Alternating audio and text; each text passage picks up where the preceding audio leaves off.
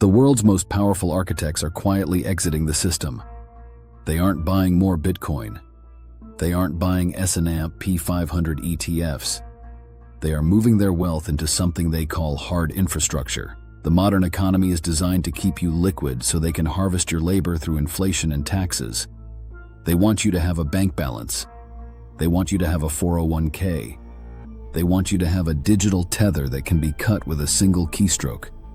But there is a blind spot in their architecture, a form of wealth that is invisible to their sensors and completely immune to their devaluations. I call it biological infrastructure. Today, I'm revealing the 7 specific assets the 1% are accumulating right now, and why number 4 is the only reason they're not worried about the coming collapse. If you think your savings account is wealth, you're suffering from a terminal case of normalcy bias. You are a tenant of the system. I'm going to show you how to become an owner. But before we dive into the first asset, hit subscribe right now.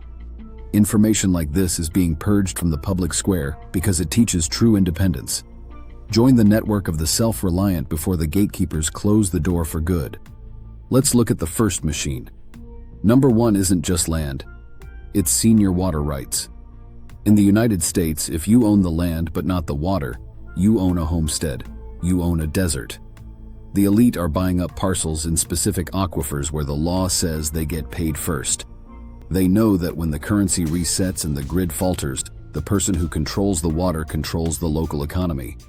Most Americans assume the water will always flow from the tap. That is a $10,000 mistake. Water is the ultimate veto right. If you don't control the source, you are just a guest on your own property. Here is the loophole for the rest of us. If you can't buy 1,000 acres with an industrial well, you buy the mechanical equivalent. You install a high-grade, 304-grade stainless steel, deep well hand pump. It is a manual insurance policy that operates regardless of the power grid.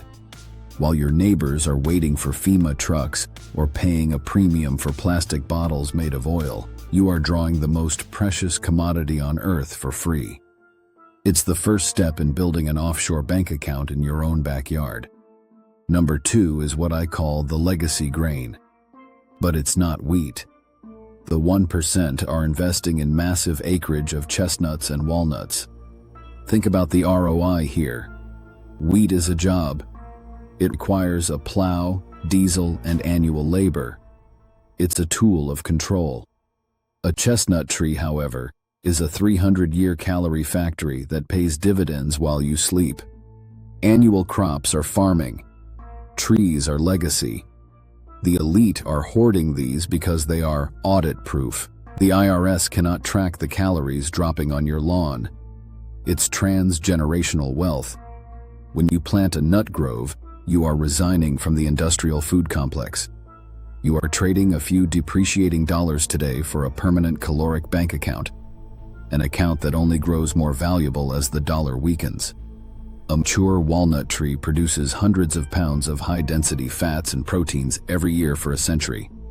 It is a biological oil well that doesn't require a refinery. And wait until you see asset number 3. It's the engine that makes this whole system run for zero cost.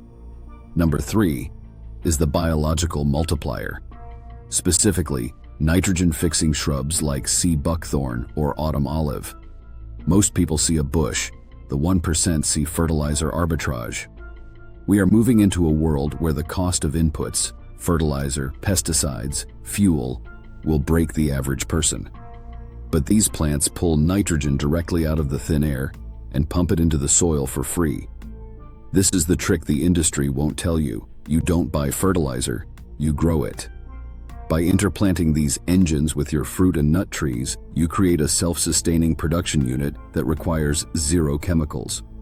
It's a biological multiplier that makes every other asset on this list more productive. In an economy of scarcity, the person who doesn't have to buy inputs is the only one who keeps their profit.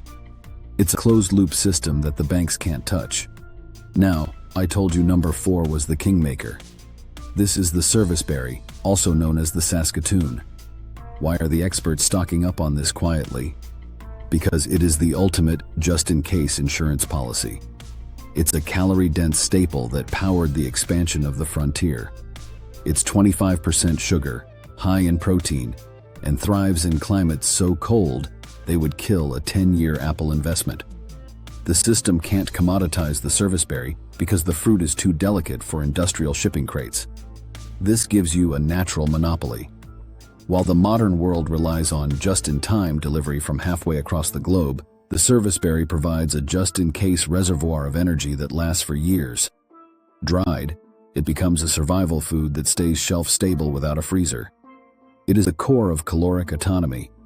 If the trucks stop rolling, the person with the service berry grove is the one who stays seated at the table. Number 5 is living barbed wire, the Rosa rugosa. An asset is useless if you can't protect it. Most people buy fences that rot, or they rely on alarm systems that need electricity. The elite plant fences that fight back. The Rosa rugosa forms an impenetrable wall of thorns that secures your perimeter, while producing massive amounts of rose hips. These are vitamin C bombs, concentrated medicine that hangs on the bush even in the dead of winter. It protects your land and stocks your pharmacy simultaneously. It's defensive infrastructure that pays rent. In a crisis, security and health are the two biggest expenses. This asset handles both for the price of a few seeds. Number 6 is the mechanical standard. High-carbon steel hand tools. I'm not talking about the battery-powered junk sold at big box stores. Those are designed for planned obsolescence. Lithium-ion cells are chemical bombs that degrade every time you charge them. In 10 years, the battery for your current drill won't exist. The 1% are buying vintage high-carbon steel tools made before 1950. Saws, bit braces, and hand planes made of 1095 steel. These tools have no circuit boards. They have no proprietary charging ports. They don't need a software update to function. If a vintage saw gets dull, you sharpen it with a $3 file. These tools allow you to build and repair without being tethered to a power grid. The man with the cordless drill is productive as long as his battery is charged. The man with the vintage steel is productive as long as he is alive. That is true ownership of the means of production. Finally, number 7, physical technical manuals. We have outsourced our intelligence to the cloud. We assume that the how-to of civilization will always be available on a screen.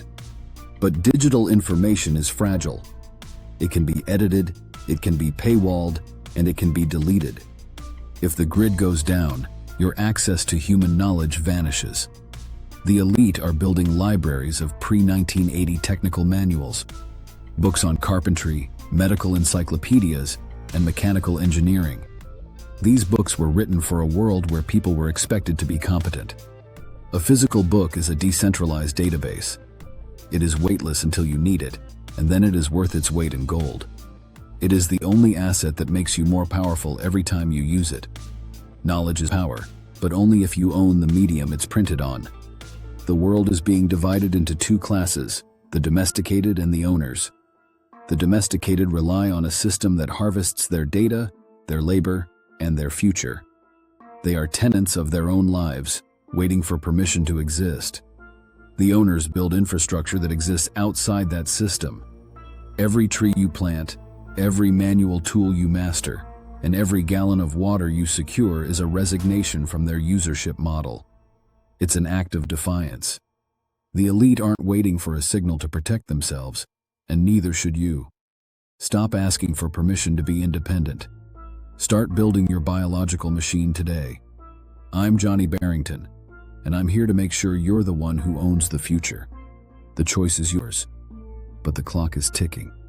I'll see you in the next one.